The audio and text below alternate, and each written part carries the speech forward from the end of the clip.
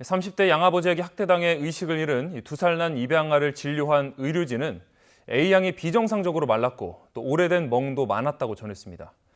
그런데 A양을 양부모에게 입양시킨 단체는 입양 이후 여러 차례 조사해서 학대 정황을 찾지 못했다고 밝혔습니다. 임성호 기자가 보도합니다. 지난 8일 저녁 의식을 잃고 후송되어 온 A양을 본 의료진이 처음 느낀 건 A양이 심하게 말랐다는 점이었습니다.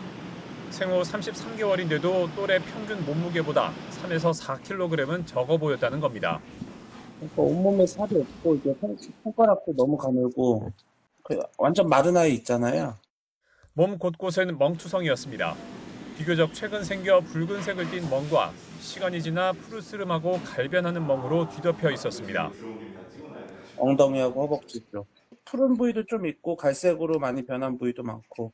근데 이제 심하게 멍든 부위는 좀 더 사라지는 데까지 시간이 좀 더 오래 걸리니까 보통 길게 잡으면 3주, 한 4주 정도까지 보고.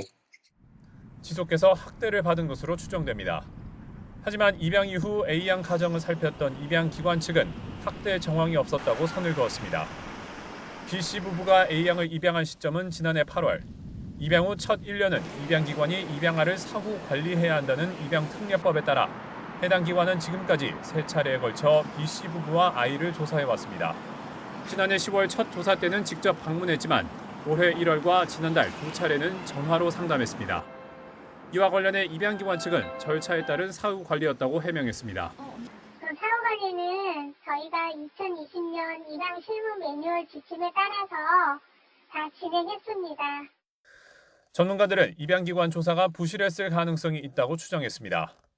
그 아이와 조금 더 적극적인 어떤 그 라포를 형성하고 아이의 어떤 그 외관상의 그 문제를 조금 살폈다면 아동 폭행과 학대는 한 번이 아니라는 것은 명확하거든요.